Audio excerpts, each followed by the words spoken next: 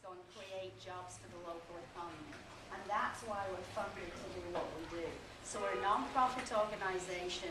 Our first funder was the City of San Francisco, and they really see SFMA as the partner who helps to grow the manufacturing sector. And this mayor in particular is really interested in doing this because he sees that San Francisco needs diversity of industries. Everybody can't be a software engineer. There really needs to be good jobs for working people, and the manufacturing sector has always been one that provides those kinds of jobs. So that is why we exist, really, to create jobs for the local economy. So we are funded by many different entities: the city, Levi Strauss, Banana Republic, banks, corporations, foundations, individuals.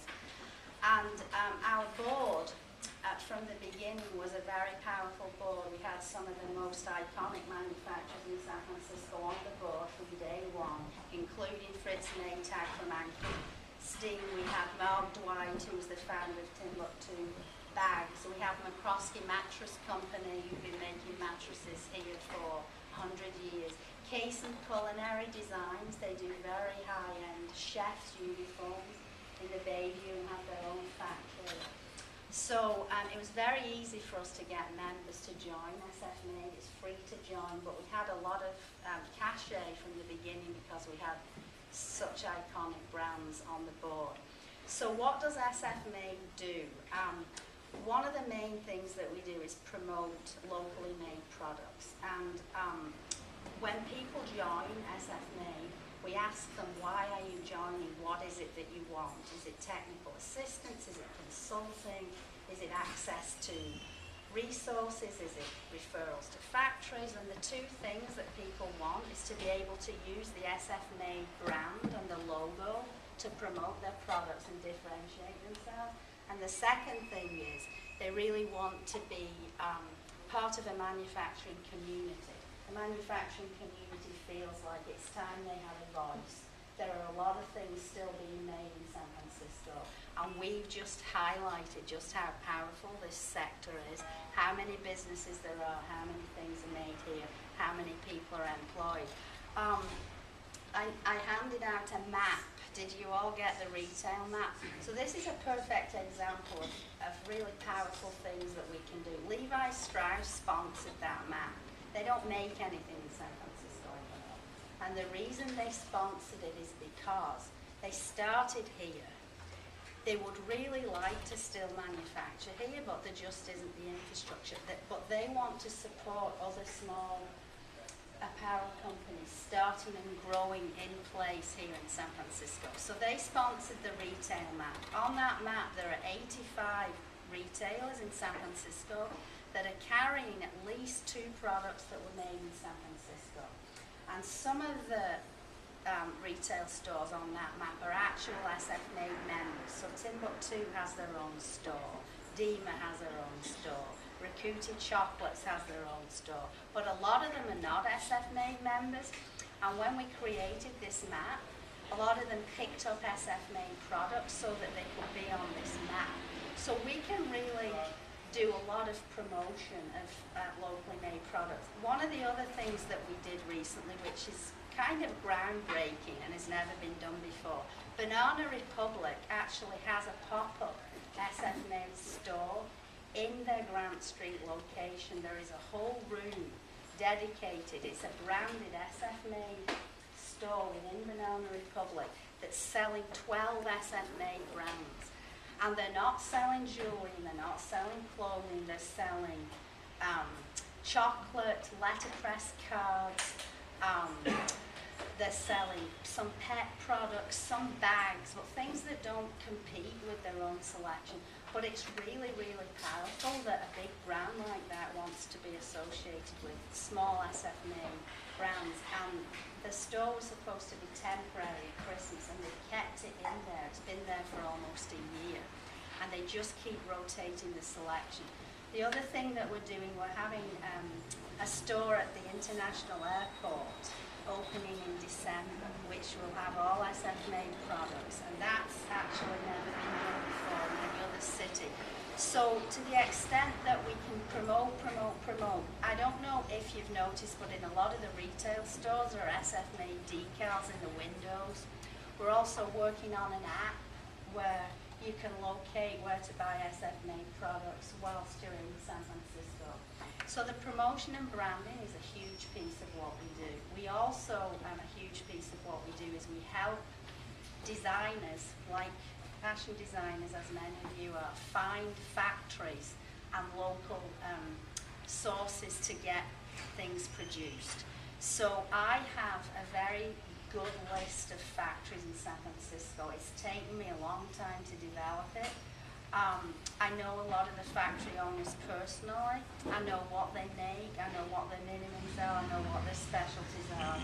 I know pattern makers, fabric reps, everything that you need to get into production.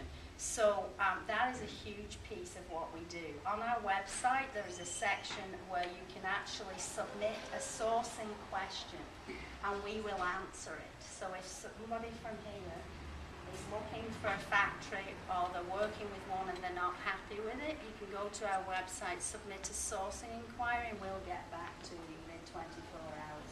Sometimes we take groups on tours of local factories. Some of our real startups have never been in a sewing factory.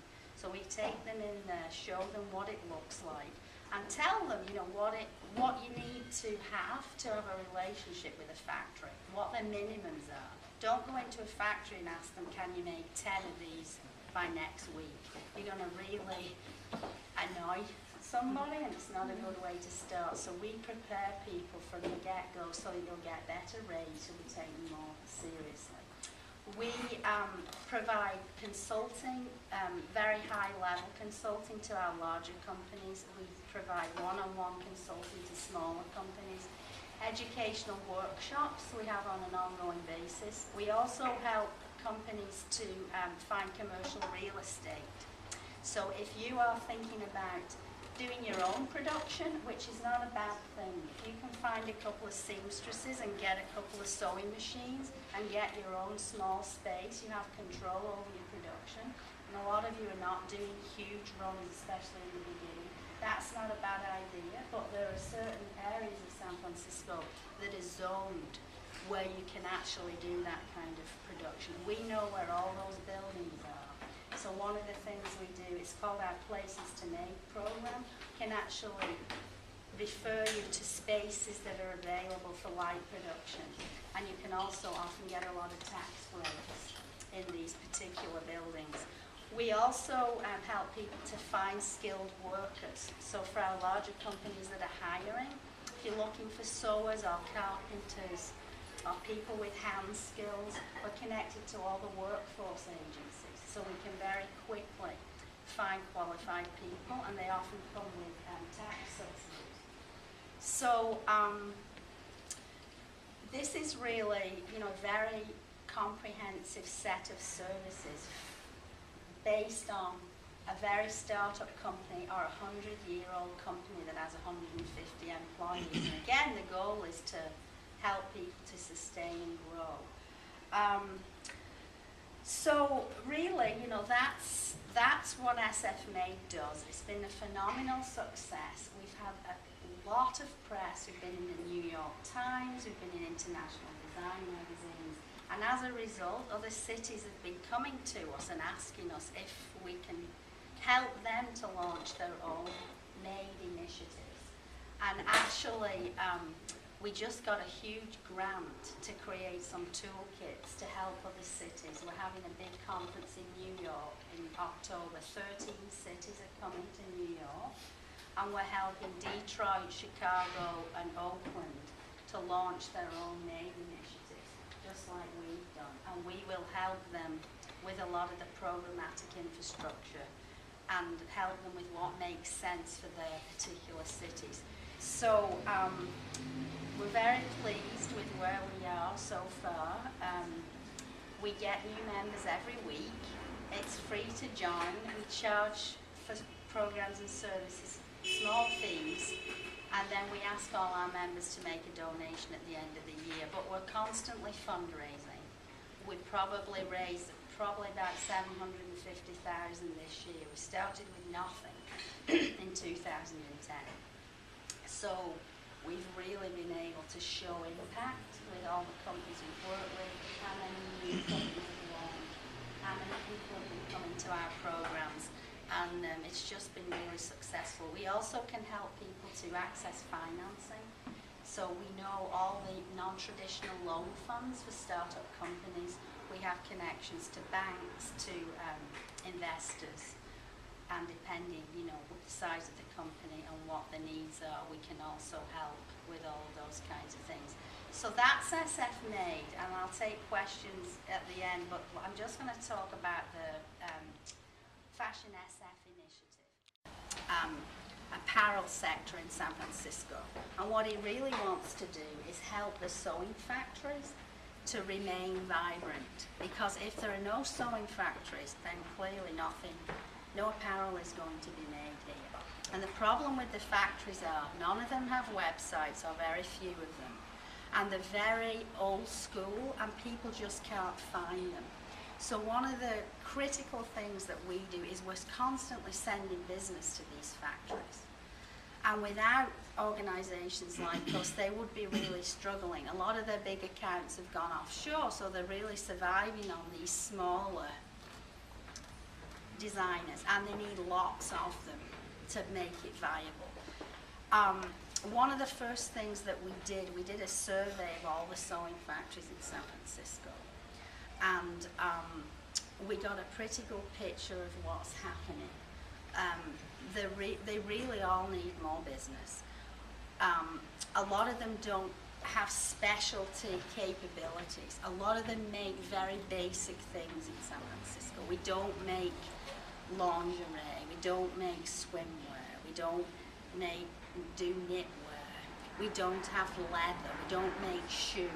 So we've got a lot of factories that kind of all do the same thing, frankly, and they're all kind of competing for the same business. We also found a lot of them are in danger of losing their leases to higher rents, especially with all the tech companies moving in.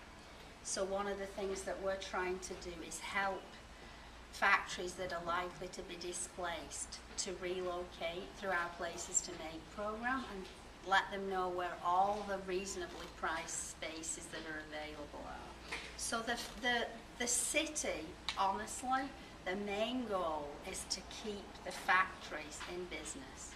There's a lot of people employed in those factories.